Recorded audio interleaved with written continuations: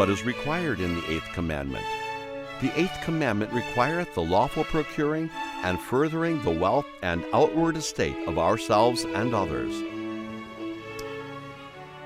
Well, we are continuing in our study of the Shorter Catechism. We're in the moral law, the Ten Commandments, and we are in the middle of the exposition of the eighth commandment. So this is the commandment that pertains to stealing. It's question number 74. So you'll note that there are three questions. What is required? First of all, the statement of the commandment itself, as we have in each case here in the Shorter Catechism. We considered that last time. In this class, we're dealing with what is required, and then in the next class, we have the third question on what is forbidden. So here, just for your review, the principle that is being taught is the preservation of property. Preservation of property. This brings us to the whole matter of ownership, right? This is the big point behind the point. Ownership. What exactly do we own? And then what is our responsibility with regards to what we own? And we could answer the question, what do we own, in two ways, really. We could say, on the one hand, we own everything that is under our control, that belongs to us. But on the other hand, for the Christian, we can say, well, we really don't own anything. Everything that we have ultimately belongs to God. And the Bible teaches this. The Lord owns a cattle on 1,000 hills. The earth is the Lord's, and the fullness thereof. And so ownership ultimately takes us back first and foremost to God Himself. Everything that we have comes from God, and everything that we have is to be employed for God. So it's from God, and it is to be employed for God, or to God's glory. And this is very important because as we look at the possessions, the property that we have, it could be toys in a toy box, or it could be a refrigerator or a vehicle or a house and piece of property, the clothes on our back. As we think of these things, the Bible teaches us as Christians to view them very differently from the rest of the world. The world is clinging to their stuff, right? They're actually identified with the things that they own. Whereas the Christian looks upon everything that we have and we see this is the Lord's. So it's the Lord's car, and it's the Lord's refrigerator, and it's the Lord's toys in the toy box. And that brings us to understand the question of ownership for the Christian in terms of stewardship. God has entrusted us with some things to be used or employed for His service, His kingdom, and His glory. And so we have a sense of responsibility that comes with this stewardship. We are responsible to preserve, take care of the things God's given to us, to even expand them, but all to the end, not of our own self-gratification, but ultimately for God's glory. So there's a sense of responsibility that the Christian faces with this whole matter of property. Now the Catechism is then saying, listen, because ultimately God stands behind all that we have, and because what we have comes from Him, and we are entrusted with it as stewards to use it responsibly, therefore there are moral restraints, moral obligations that fall to us with regards to what we do with what God has entrusted to us. And so you'll notice that the Catechism talks about lawful lawful, procuring, and furthering. So lawful would be the opposite of what? Of unlawful. So procuring has the idea of gaining something. So here we are, we're a person, and God has given us different objects in our life. Perhaps we live in a house that belongs to us, and so on. This is our property. To procure children is to take, lawfully other things and add them to what belongs to us. So that's what procuring means. We are gaining more things, bringing more things under our ownership, which means our stewardship to the Lord. It also talks about furthering the property that belongs to us, and as we'll see more in a moment, to others as well.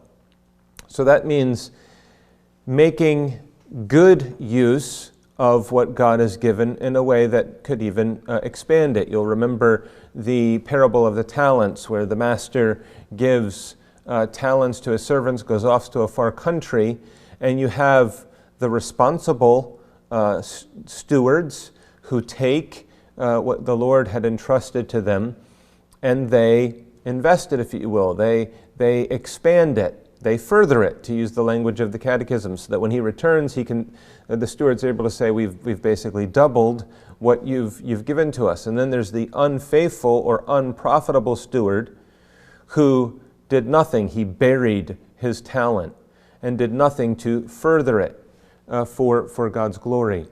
Now, this can be somewhat complicated, at least in our own thinking, because there's this drive within 21st century Western world, this drive of materialism.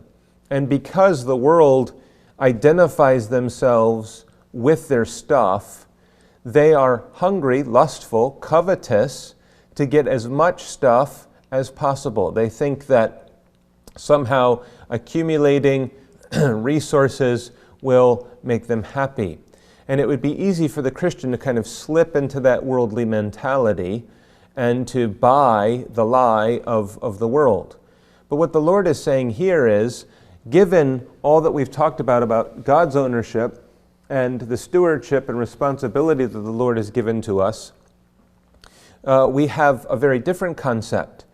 The things that we have, we're trying to improve, not for ourselves, not because we believe it will provide us with happiness, not because we believe that it's appropriate for us just to satisfy ourselves, but we want to gather as much resource that God has given to us to use in employing it for His service, for the advance of His kingdom, for His glory. And so the concept of furthering our estate, or the estate of others, is not in any way related to the covetous, materialistic culture that is so dominant around us. And it does say lawful, the lawful procuring and furthering.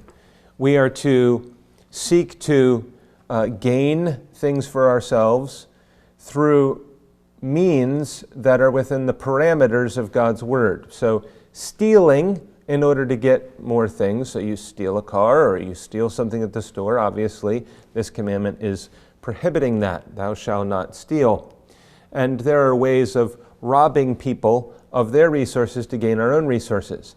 Now, when we think of property, we tend to think of the sort of things that I mentioned before, right? Our stuff, our car, our toys, our clothes, our so on and so forth. But it would also include things like time. And it would include things like the gifts and graces that God has given to us. Property, in the broadest sense, is far more encompassing than just merely stuff. So it is protecting our stuff, our time, our gifts and graces, as well as that of others. So here, again, this strikes against the whole concept of materialism. We're not just interested in me first, me best. How can I gratify myself? We're actually interested in our neighbor. Remember, the second table has to do with loving our neighbor. And if loving our neighbor includes on the negative side not taking their things, it also includes on the positive side seeking to help them procure and further the property and estate that God has given to them. And so here's perhaps a blind spot that we trip up on at times: time. We're not to just squander the time that God has given to us. If you compare money with minutes, right? You compare money with minutes. Most people think, well, minutes, time doesn't really matter much, but money we have to be very careful about. We have to have good financial advice, and we need to be very scrupulous, and penny pinchers, and so on and so forth. But what about minute pinchers? What about using our time for God's glory and not just squandering it? So someone sits on the internet and they just surf away mindlessly for 2 hours. They're wasting God's resources. And the fact is that time is more valuable than money. You can lose money and regain it and make more. But time you can't. The time that's passed cannot be recovered. And you can't add a single minute to your day or your life beyond what God has allotted. And so the Christian is very conscientious about the use of our time. But it includes other people's time as well.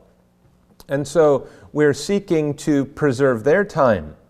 The idea of punctuality has a place. Now, God in His providence brings things into our lives that at times prohibit us from being where we should be at a certain time, and that's something we submit to.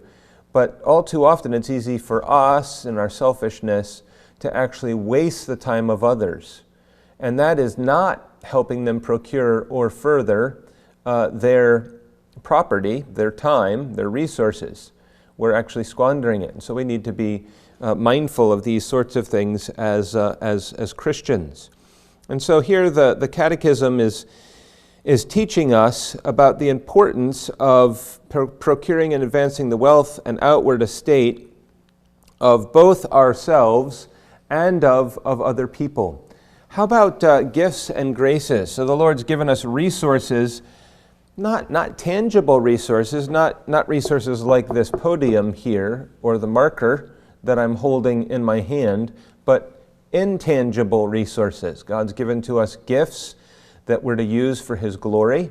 He's given to other people gifts that they're to use for His glory.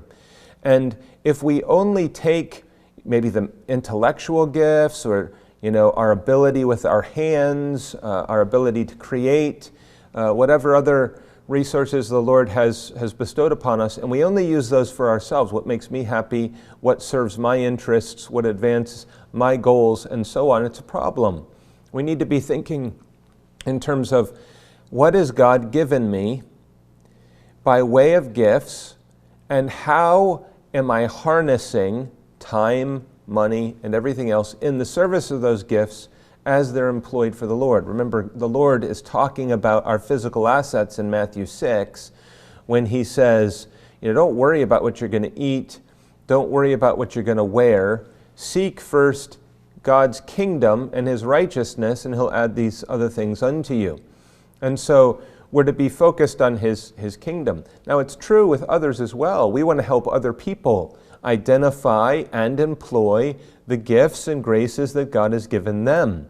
And we want to create opportunities and space for other people to be able to serve the Lord. And if we're always trying to stick ourselves in every spot, empty void that we can fill, rather than looking for ways for other people to step into roles that they can use in our family, husbands and wives, parents and children, within the context of the church and the neighborhood and so on, then there's a problem here. We're to be procuring and advancing or furthering both our property and outward estate, as well as the resources of those that are around us. And this relates to the Puritan work ethic, which we'll be coming back to in the next question. So here in question 74, what is required in the eighth commandment? The eighth commandment requireth the lawful procuring and furthering the wealth and outward estate of ourselves and others.